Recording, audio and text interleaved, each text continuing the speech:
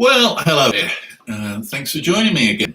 And you will notice I completely ignored all the advice on presentation I gave you last week. The outfit is more to do with the weather, which is taking a turn for the worse this week, and the lighting's still not up to much. But I'll do my best. And what I promised to do was to start talking about some of the events that have taken place over the last month, which by necessity have all gone online and virtual.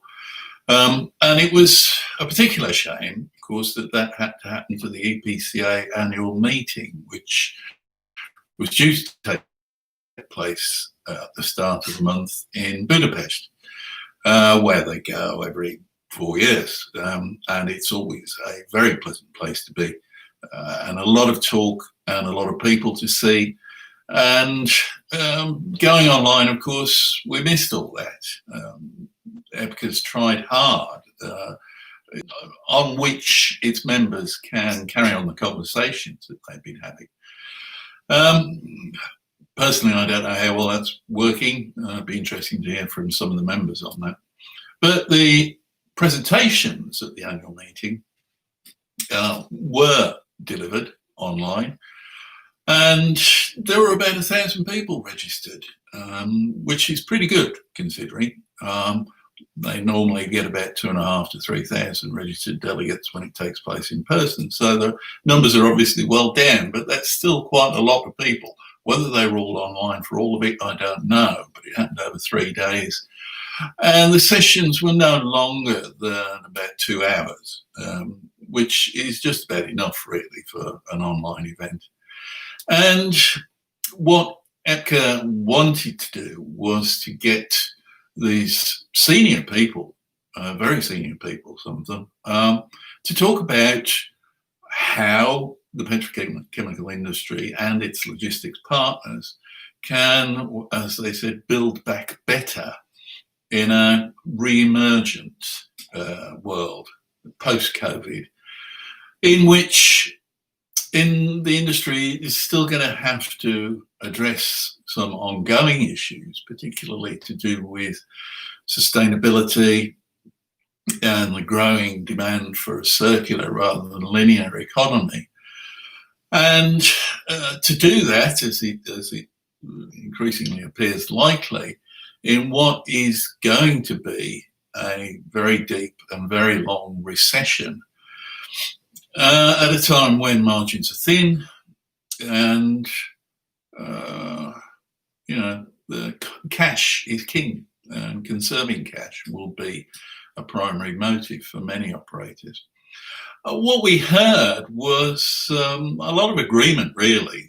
Most of the speakers were of a similar mind.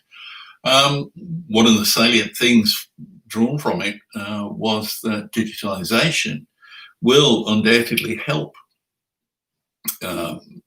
achieve some of the aims that the petrochemical industry has.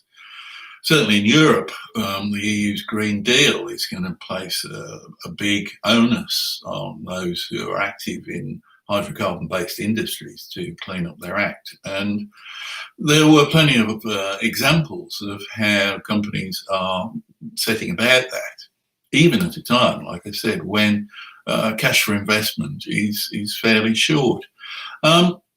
I have written up quite a lengthy report on my takings from the meeting, which will be in the November issue of HCB magazine and probably online on HCB Live fairly soon.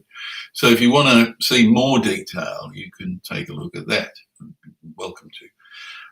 EPCA members can still see the whole of the presentations, which were recorded obviously and are online on the website.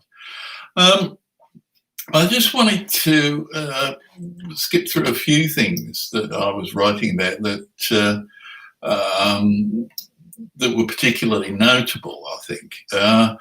And Martin Brudermüller, from CEO of BASF, was very clear that the industry has to maintain its credibility and its license to operate and that sustainability is now at the top of the agenda. BASF, for instance, has calculated a carbon footprint, he says, for each of its products, which must have been quite an undertaking. He finished his presentation by saying that industry should do good and talk about it. Since the EPCA meeting, Martin Brudermüller has been appointed as president of the European Chemical Industry Council, CEFIC. So he'll be in a good place to do that. We heard from Jim Fitterling, CEO of Dow, and Thomas Caspary, Executive Vice President of Shell Chemicals, all with a very similar tale about the need for greater sustainability and openness, really. And the other word that kept cropping up was collaboration, which I find odd because up until a year ago, I suppose, that was a bad word. I mean, collaboration is what people do when they're trying to gain an unfair economic advantage, generally speaking. I mean, in past years, I've been warned off using the word by trade associations because they don't want to be associated with anti-competitive, antitrust behaviour. But now it's the norm because the targets are so big and so frightening, really. And the technology to meet those targets for decarbonisation is not really there yet. There are a lot of different ideas. Some still need scaling up. Well, most of them still need scaling up. Some have been tested at a small scale. But if you're going to be running a major petrochemical facility, you've got to have large scale. And to do that, industry will need to collaborate, not just between itself, but also with other parties in the supply chain, with governments. It's very clear that if this is going to work, then industry needs a clear set of policy decisions and regulatory framework so that they can plan a way forward. Of course, for HCB readers, a lot of the interest would have been in the second day's presentations from the on supply chain issues. There was quite a challenging opening from Peter Hinson, as a futurologist and author, who's obviously got a thing about 1970s sci-fi. What he suggested was that this is not a new normal that we're going to be going into, but a never normal, and things are going to be in constant flux. And so that while digitisation can help us get there, the process of digitisation is never going to be finished. Gina Fife was very good from Integra Petrochemicals. Jan Arne from Berchi, who we spoke to before the issue as well. And Christian Colpainter, CEO of Brenntag, had a lot to say. He only assumed that position on the 1st of January, and when he took it up, I don't suppose he was expecting to be faced with what he has been faced with. That's bad luck on him. But he came up with 3 very clear hypotheses about how the chemical industry and its logistics providers are going to have to work post-COVID. He had 3 hypotheses. The first was a move from just in time to just in case. To do that, any idea of anti-globalization or reshoring, I think is the popular word at the moment, has to go out the window because it just won't happen. His second hypothesis was from segregation to integration. Interfaces are becoming more integrated, and collaboration, here we go again, will continue.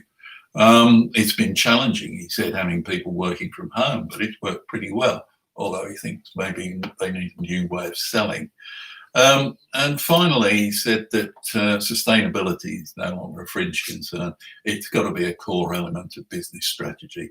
And companies need to be aware of the short-term responses that they're making now and the potential impact of those on sustainability in the longer term. Interestingly, in the November issue of HCB, we've also got a lot of articles about developments in the industry's approach to sustainability right across the supply chain. So clearly this is going to be a big topic. It's a big topic now. It'll be a bigger topic next year, I'm sure. We've just done our editorial plan for next year, and sustainability is cropping up all over the place. Anyway, if you're interested in what those people had to say, you can read my report. That'll give you a better flavour than this 10-minute snippet. Or if you can, go and watch the whole thing on the EPCA website.